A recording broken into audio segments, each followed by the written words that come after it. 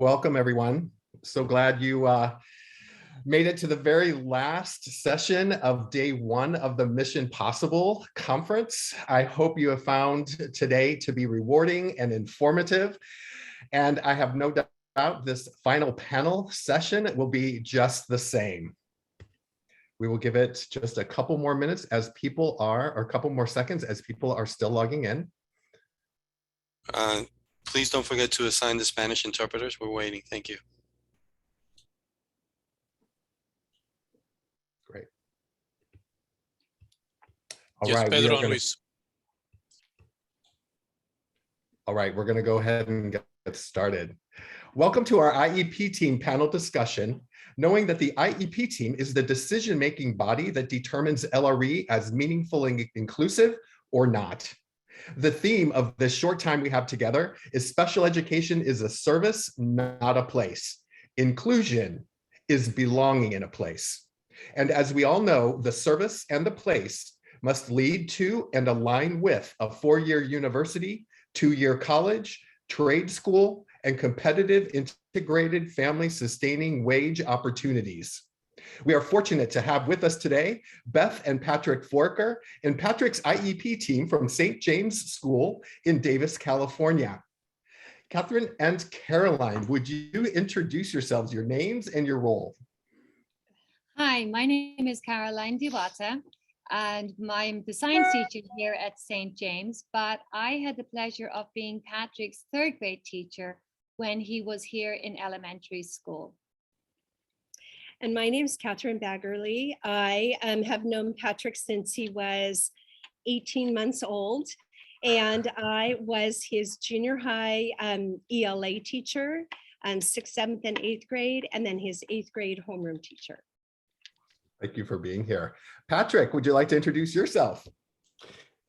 Yes. So I am Patrick Forego. And I am with my mom. And I am right now I am a junior in college here at George Mason University. And now I am almost on my summer break. Since And where is George Mason University, Patrick? It is located in Fairfax, Virginia. Oh, well, thank you for joining us, Patrick. And lastly, Beth, tell us about yourself. I'm a mom to 4 kids, and Patrick is our 3rd child. I'm an educator, and I was a classroom teacher for many years. And then I worked with UC Davis in the School of Education, helping teachers become teachers.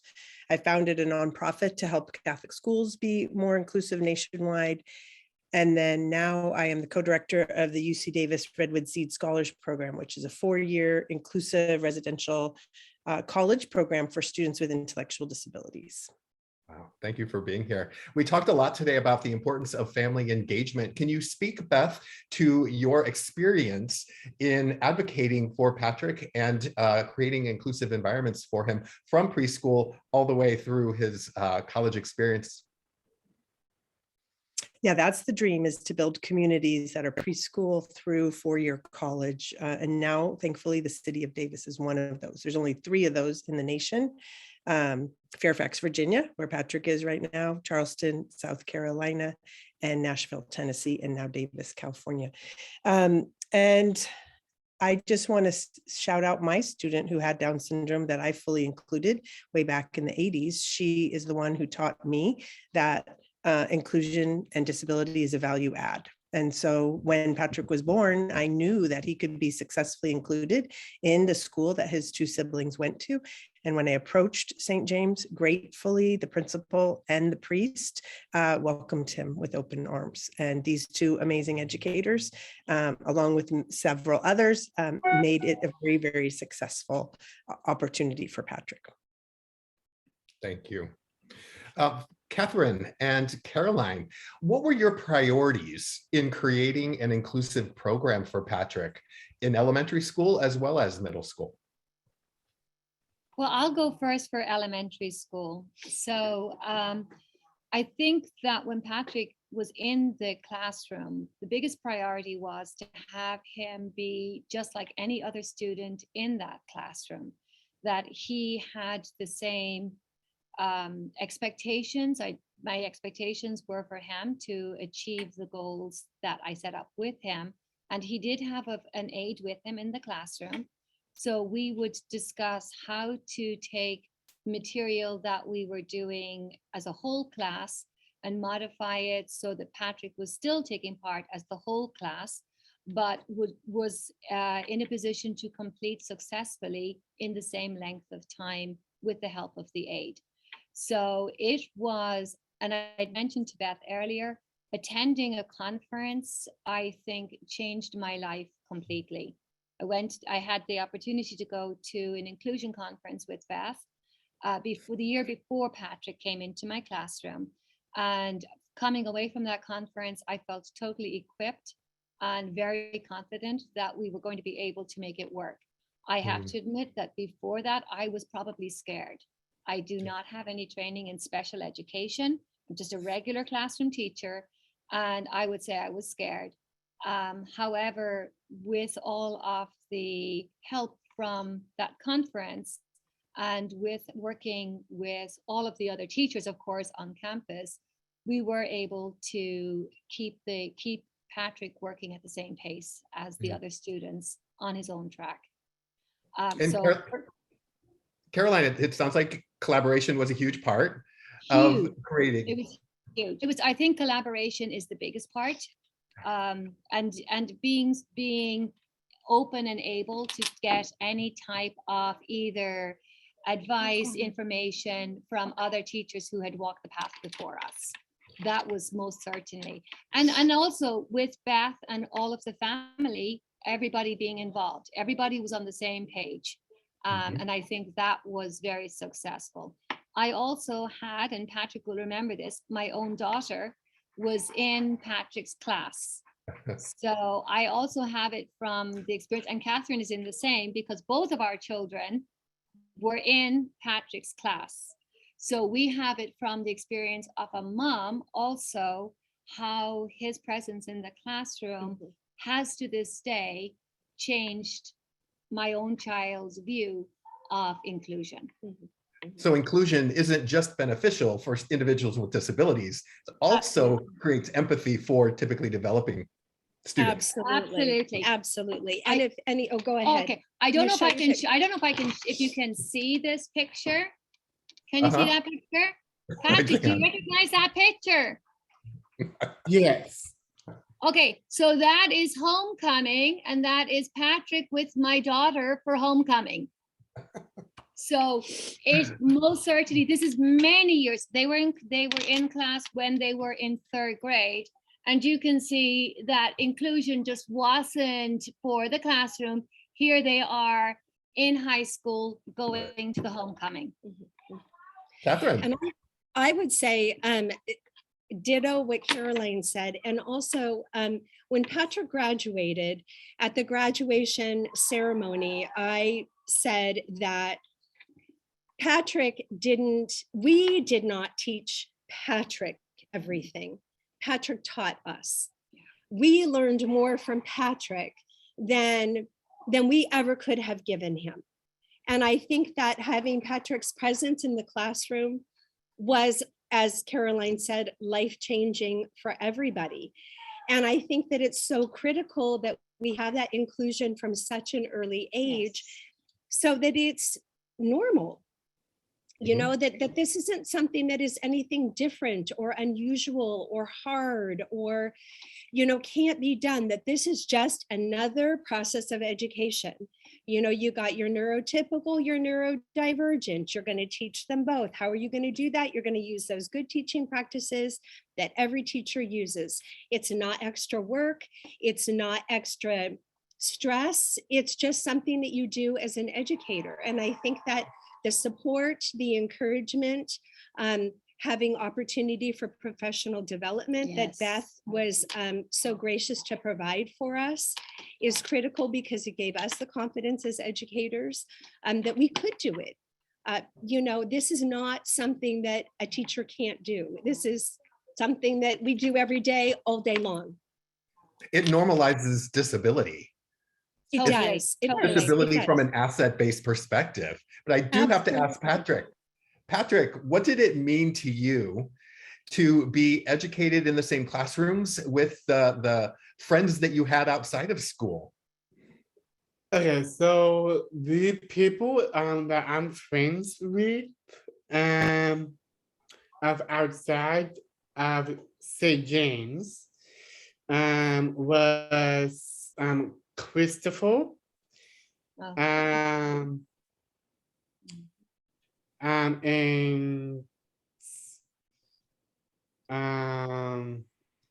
Cooper.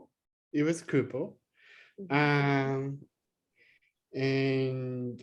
that is the only two people that I know that is outside from St. James. Yeah. What did it mean to you to be in classrooms with your friends? Okay, so in my classroom with the whole entire classmates and friends of mine, with Mrs. Beckley, was from what I remembered was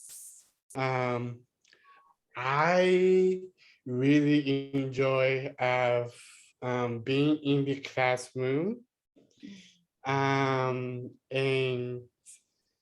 I really enjoy of making all of my friends laugh when I was doing the duck thing that I believe.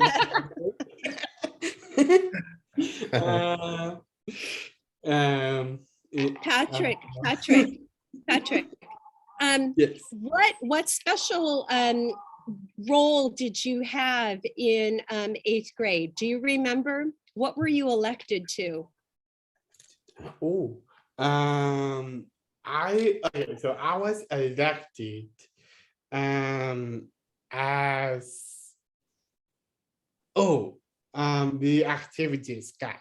I was doing the activities. Yes.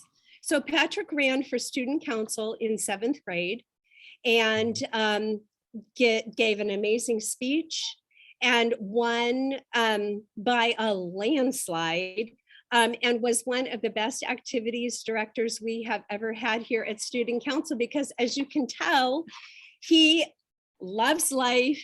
Nobody loves a birthday more than Patrick. Nobody loves to have fun more than Patrick. And he was amazing, just incredible. And that's another thing that I think inclusion is so critical for. The idea that children, no matter what, are capable of doing whatever they would like to do. Student council, sports, drama, art. Patrick was a phenomenal literature student and totally got into our plays and our novels that we read and did marvelous things, rewrote them. Just incredible. So keeping an open mind and knowing, kind of going with the flow and going with the ride and seeing how things evolve, because it's always way better than what you think it's going to be. you think as a teacher, you have a plan and this is what I'm going to do. And then you kind of step back once all those plans are in place and you're watching and you're supporting, and what you're seeing is always 100 times better than what you could have imagined from the get-go. And that, I think, is just saying, this is, like we do for everybody. Go for it. Go for it. Go for it. Go for it. Patrick, you're in a 4-year college program. What are you studying? Yes, so I am studying drama. So I'm getting into being a film director and also an actor. Oh, show us your t-shirt, Patrick. Ooh. What's your t-shirt say, Patrick? Oh, my t-shirt.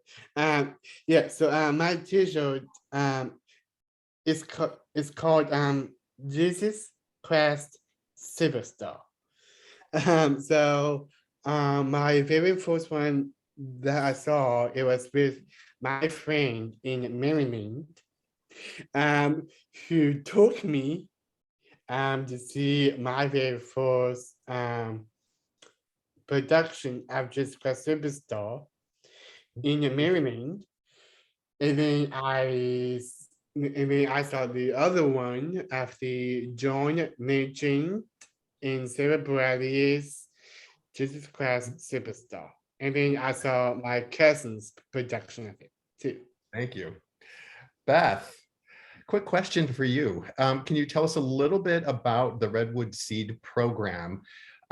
Because just listening to Patrick, because he was provided that inclusive opportunity throughout his entire school career, he is able to be self-determined. He's able to be functional and successful within a 4-year college residential program. Can you talk a little bit about the Redwood Seed program and the students that are in your first cohort this year, and kind of what you're noticing and what they need to learn that they didn't have the opportunity to experience in previous years? Sure. So we currently have 10 students in our first cohort of the Redwood Seed Scholars Program. This coming Friday, we're going to offer admission to 12 more students for cohort 2. These students have all sorts of different intellectual disabilities. And what we've noticed is, in truth, most of these students were shut out of any real academic learning starting in junior high. So most of their high school careers, for the 10 that we currently have, were not really offered significant content academically. And so we have 6 customized courses that our students take the first year. They're math, literacy, self-regulation, sexual health. Sorry, my dog acts like a toddler when I'm talking. Self-regulation, communications, technology, and civics and social justice. Because the other thing that is haunting about people with intellectual disabilities is there is nobody with an intellectual disability in represented government, city council, school board, state or federal position. So because they have no representation, it's really hard for them to change and significantly alter public policy. So by understanding civics and social justice, our students can push the levers of power. And so they have had literacy, rich literacy, talking about racism and anti-racism, refugees, conflicts around the world. Our current students are currently in the UC Davis course called American Studies 30, which talks about the global impact of America on worldwide. And our students, they are fascinated by it and want this rich curriculum. And what's been beautiful to see is when you do offer content that's meaty and important, they rise to the occasion and they want to have those conversations. And shout out to both Caroline and Catherine, who offered Patrick a rich curriculum, including Shakespeare, because part of Patrick's big love of his life is Shakespeare. He's taking acting in Shakespeare right now at George Mason University and loves learning about Shakespeare. And we would never have known that if he hadn't been offered that very rich curriculum. So I know it's true. Sorry. I know the time goes by way too fast. It's such a critical topic, but we did want to make sure that everyone had exposure to, yes, it can happen. It is a mission possible. And Yes. there are opportunities. And if our Yes.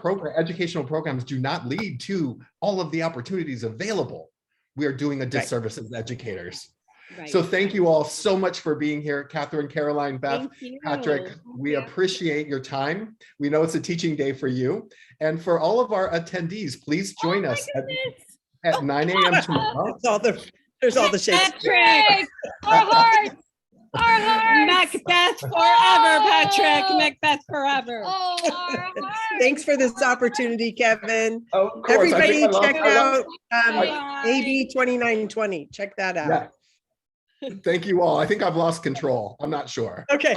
We'll see you tomorrow at 9 o'clock. Bye. Oh. Bye.